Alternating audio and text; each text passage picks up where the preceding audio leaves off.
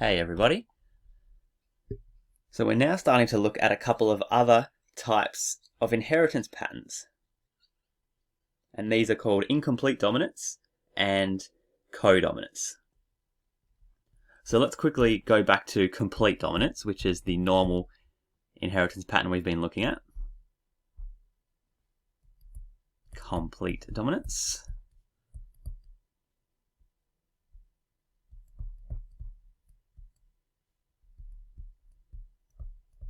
So for complete dominance, remember, it's all about the heterozygous individual.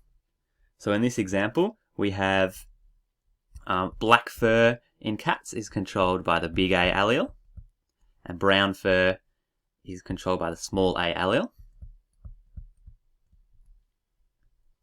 And if we look at the heterozygous cat, these cats are black. And so that tells us the black trait, the black phenotype, is dominant over the brown phenotype. So we don't see any brown at all, it's completely black. And that's what complete dominance is. Only one of the phenotypes is seen in the heterozygous individual.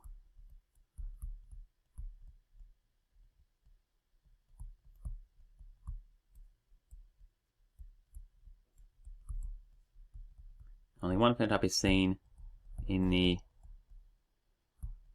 heterozygote, the heterozygous individual. Okay, but these other types of inheritance are slightly different. So the first one we'll look at is incomplete dominance.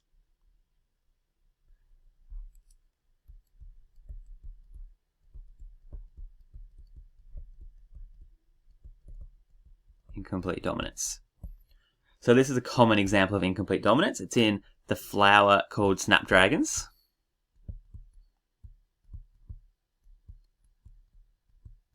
You might have bought these flowers before. You can pinch the little bottom of the flower here and it opens up and it looks like a dragon's mouth, opening and closing. That's where they get their name. So in snapdragons, the colour of the flower can either be red, white, or pink. So there's three options, but they're all controlled by just the one gene. So first of all, in the two homozygous flowers, if a plant has two red alleles, then it's going to have a red flower. And so that's for homozygous. And if a flower is carrying two of the white alleles, then it doesn't make any red pigment, and it has white flowers completely. But in the heterozygous plants, instead of red or white being completely dominant over the other one, if a plant has one red and one white allele, then the flowers are pink. So the phenotype is a blend of the two other phenotypes. So if we're thinking of colour mixing, red and white mixed together makes pink. So that's the giveaway that it's incomplete dominance.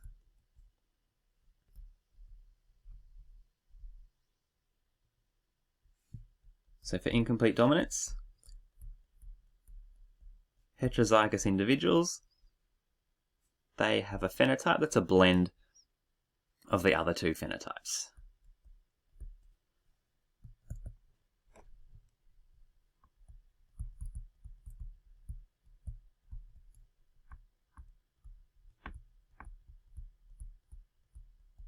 Phenotype, which is a blend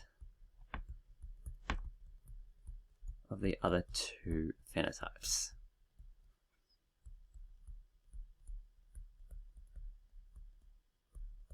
Alright, so you also might have noticed we've drawn the allele slightly differently for incomplete dominance. So we've used C with a big R superscript and C with a big W superscript. So they're representing the red and the white alleles.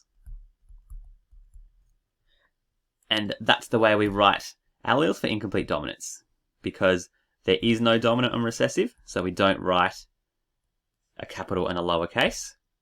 They're equally dominant over each other,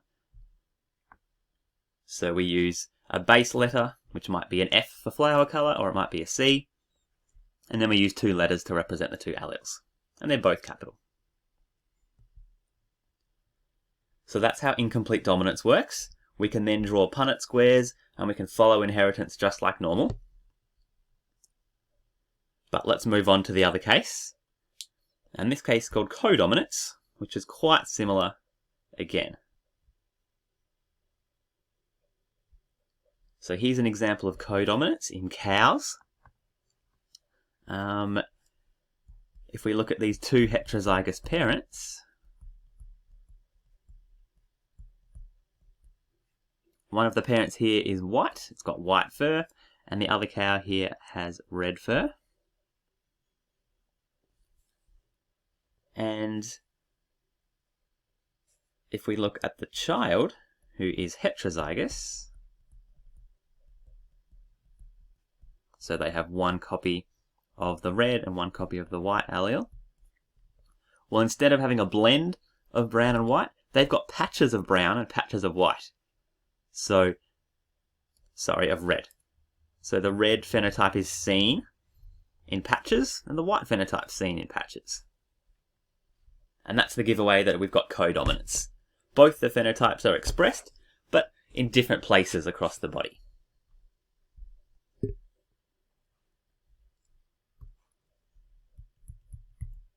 So for codominance,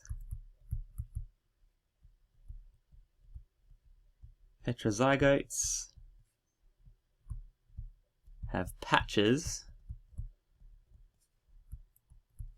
of both phenotypes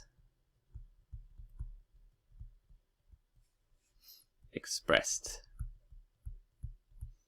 or visible.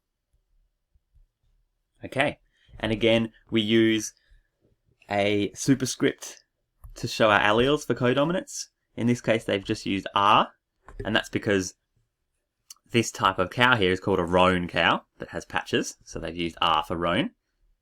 And again, we don't use a lowercase and an uppercase, we use the same case.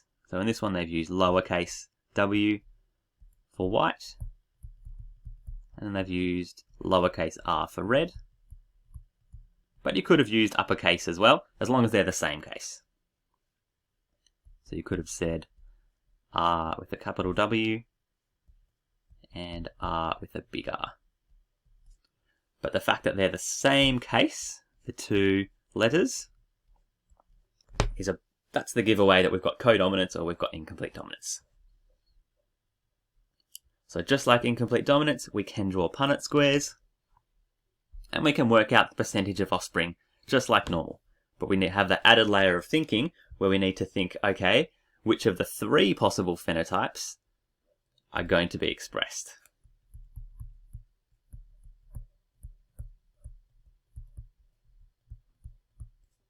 Because in incomplete dominance and in codominance, there's 3 phenotypes rather than 2.